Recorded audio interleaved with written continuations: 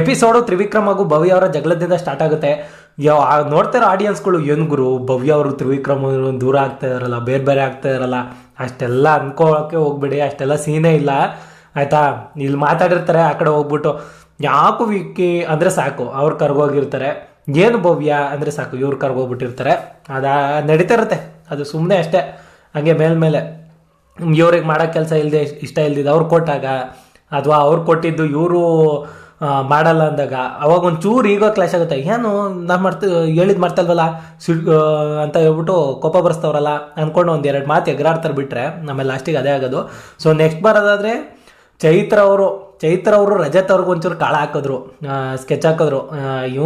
ಇವನೇ ಜಾಸ್ತಿ ಟ್ರಿಗರ್ ಮಾಡ್ತಾ ಇರೋದು. ಇವನ ಹತ್ರನೇ ಒಂಚೂರು ಕಾಮಿಡಿ ಗಿಮಿಡಿ ಮಾಡ್ಕೊಂಡು ಹಂಗೆ ತೇಲಿಸ್ಬಿಡೋಣ ಅಂತ. ವಯ್ಯ ಅದು ಯಾವಾಗ ಹೆಂಗಿರುತ್ತಾನೋ ಅವಂಗೆ ಗೊತ್ತಿಲ್ಲ. ಅವ್ರ ಹತ್ರ ಏನು ಗೊತ್ತಾ, ಹಾಯ್ ಅಂದ್ರೆ ಹಾಯ್ ಅನ್ಬೇಕು, ಬಾಯ್ ಅಂದರೆ ಬಾಯ್ ಅನ್ಬೇಕು.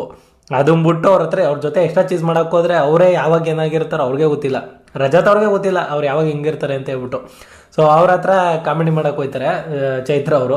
ಆಮೇಲೆ ಅವರೇ ಲಾಸ್ಟಿಗೆ ಹತ್ಕೊಂಡು ಕೂತಿದ್ರು. ಇದು ಯಾವುದೋ ಕಾಂತಾರ ಪಾರ್ಟ್ 2 ಫಿಲಮ್ ನೋಡ್ದಂಗೆ ಆಯಿತು. ಚೈತ್ರ ಅವರು ಲೆಟ್ರು ಬರೆದಿಟ್ಬಿಟ್ಟು ಅಲ್ಲಿ ದೇವ್ರ ಹತ್ರ ಇಟ್ಬಿಟ್ಟು ಅಮ್ಮ ಅಂತ ಬೇಡ್ಕೊಂಡು ಕೂತಿದ್ರು. ಈ ಕಡೆ ಲೆಟ್ರು ಬೇರೆ ಬಿದ್ದೋಯ್ತು, ಅದನ್ನು ತುದಿಗಿಟ್ಟಿದ್ರು ಅನಿಸುತ್ತೆ, ಅಥವಾ ದೇವ್ರ ಪವರು ಇರ್ಬೋದು.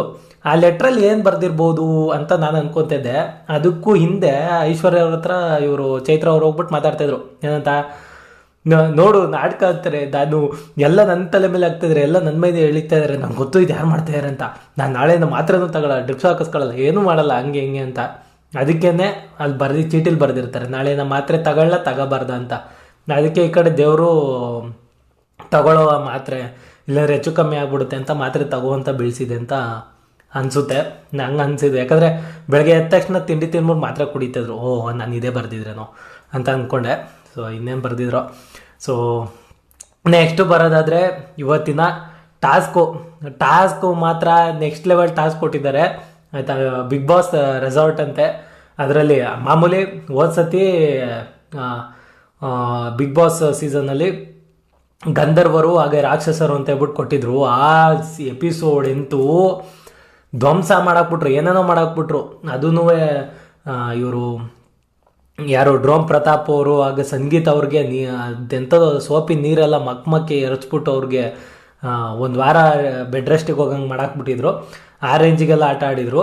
ಸೊ ಈ ವೀಕು ಅದೇ ರೇಂಜಿಗೆ ನಡೀತೈತೆ, ಅದೇ ಥರ ಒಂದು ರೇಂಜಿಗೆ ನಡೀತದೆ. ಈ ಕಡೆನೂ ಟ್ರಿಗರ್ ಮಾಡ್ತಿದ್ದಾರೆ, ಆ ಕಡೆ ಉಲ್ಟಾ ಪಲ್ಟಾ ಆದಾಗ ಅವ್ರು ಹಾಕೊಂಡು ಇಕ್ತಾರೆ. ಇವ್ರು ಚೈತ್ರ ಅವ್ರಿಗೆ ಕೈಯಯ್ಯೋ ಅನ್ನಿಸ್ಬಿಡ್ತಾರೆ ಆಯಿತಾ. ಇವರು ಏನು ಗೊತ್ತಾ, ಈ ಥರ ಟಾಸ್ಕಲ್ಲಿ ಸ್ವಲ್ಪ ಕರುಣೆ ಇಟ್ಕೊಂಡು ಆಡೋಣ, ಆಮೇಲೆ ಒಂಚೂರು ನೋಡೋಣ ಅಂತ ಎಲ್ಲ ಹೇಳಿ ಇಟ್ಕೊಳ್ಳೇಬಾರ್ದು. ಯಾಕಂದರೆ ಇವ್ರು ಏನೇ ಆಡಿದ್ರು ಆಪೋಸಿಟ್ ಟೀಮವ್ರು ಕೊಡೋದು. ಸೊ ಜಾಸ್ತಿ ಎಂಟರ್ಟೈನ್ಮೆಂಟ್ ಪರ್ಪಸ್ನ ಚೂಸ್ ಮಾಡಬೇಕು. ಇಲ್ಲೇನು ಮಾಡ್ಬಿಡ್ತಾರೆ ಗೊತ್ತಾ, ಎಂಟರ್ಟೈನ್ಮೆಂಟ್ ಪರ್ಪಸ್ನ ಬಿಟ್ಬಿಡ್ತಾರೆ, ಎಂಟರ್ಟೈನ್ ಮಾಡಬೇಕು ಅದನ್ನು ಬಿಟ್ಬಿಡ್ತಾರೆ, ವೈಯಕ್ತಿಕ ಹೋಗ್ಬಿಡ್ತಾರೆ. ನನಗೆ ಇವ್ನು ಮಾಡವನೆ, ಇವಂಗೊಂಚೂರು ಹಾಕೊಂಡು ರುಬ್ಬೇಕು, ಇವಂಗೊಂಚೂರು ಹಾಕೊಂಡು ಇಕ್ಬೇಕು ಅಂತಾನೇ ಅಂದ್ಕೊಂಡೋಯ್ತಾರೆ. ಅಲ್ಲೇ ಒಗ್ಯಾಡಿಸ್ಕೊಳ್ಳೋದು ಆಯಿತಾ. ಎಂಟರ್ಟೈನ್ಮೆಂಟ್ ಪರ್ಪಸ್ ಟಾಸ್ಕಾಗಿ ತೊಗೊಂಡು ಇನ್ನೂ ಎಷ್ಟು ಚೆನ್ನಾಗಿ ಮಾಡ್ಬೋದು, ಇನ್ನೂ ಎಷ್ಟು ಬ್ಯೂಟಿಫುಲ್ಲಾಗಿ ಮಾಡ್ಬೋದು. ಬರ್ರಿ ಕಿರ್ಚಾಡೋದು ಇದೊಂದು ಕಲ್ತವ್ರೆ ನಿಮ್ಮ ಮನೇಲಿ ಹೈಲೈಟ್ ಆಗೋಕ್ಕೆ.